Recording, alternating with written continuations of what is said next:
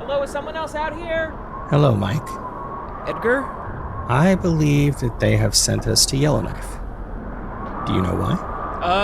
If I had to guess, because Yellowknife is temporally empty, I had to find 38 and 47 out here once. It was almost impossible. So I don't think that they'll be riding by anytime soon to come to our rescue.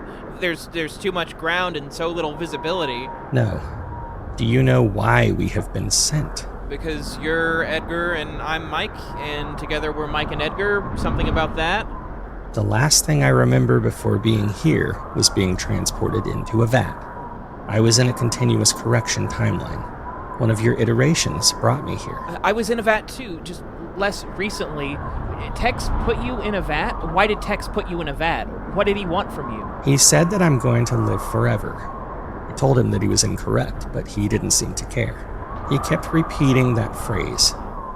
You are going to live forever. You are going to live forever.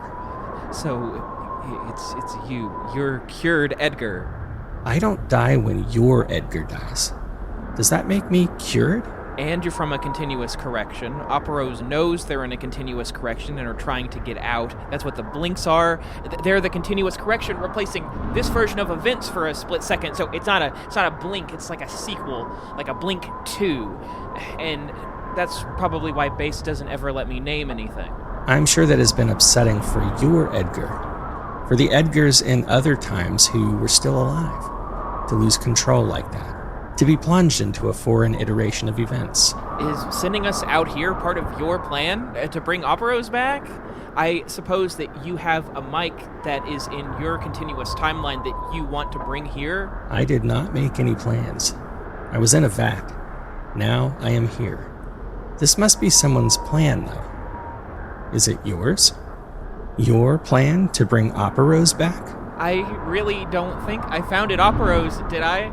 Because I made that intentionality statement to Ty, and I promised Michael that I'm not, but I can't see the future. I don't know what I'm going to do, and that's what's going to make me do it, right? This inability to see the future. I can't see more than a second in front of me, Edgar. Ever since you died, I'm driving blind, just forwards and backwards and never stopping. And that's why I found Operos. Because I can cure you, and then I can consolidate you into my Edgar the moment before he dies. Because I know that moment, and I know you're gonna live forever. I know it down to the sub-second. I know where in the house we are. I know the coordinates. It would be so simple. I have the calculator. I can put you together. I think that someone sent you here to consolidate me with him. Do you trust the person that sent you here? Of course I don't trust them. I don't even know who it is. Anyone I trusted wouldn't have dumped me in the middle of nowhere in a blizzard. Someone wants me to do this, and they want me to be cornered into doing it. And the worst part is that doesn't mean that it's the wrong thing to do, and it doesn't mean that I don't want to do it. I'm not telling you not to do it. There are consequences to every action. I wanted to make sure you understood that the person that sent us here has a better understanding of what those consequences are than you do. That doesn't mean you have to act in total contradiction to what you're expected to do. It means you are at an intersection. Do you love me, Edgar? Yes. Of course I love you, Mikey Bear. Then why is this a discussion? Why are we doing a logic puzzle? Why are you walking me through all the steps of why I'm here instead of huddling in my arms for warmth in the blizzard? I think that whatever I do, I'm going to make this harder for you. I am doing what I think will cause you the least amount of harm. Then what should I do? I will love you no matter what you do. I am not the same iteration that you lost. You are not the same iteration that I was forced to leave behind. But I must know some things about you. Your brittle lightness, fragile, so easy to break, but so sweet and clear when it's there. You're like a projector, flickering so fast that the still images look like a moving picture. Of course I love you, Mikey Bear. Of course I love you. I love you too, Panther. You're holding the calculator.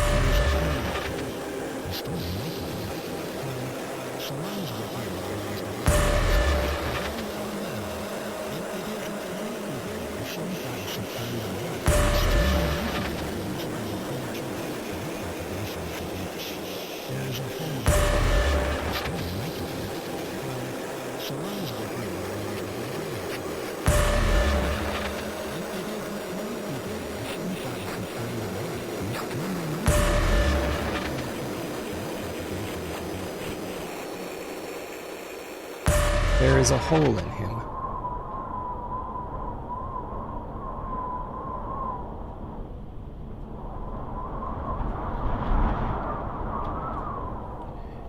You're going to live forever. It's going to start soon. We need to get out of here. Do you trust me, Panther? I trust you, Bear.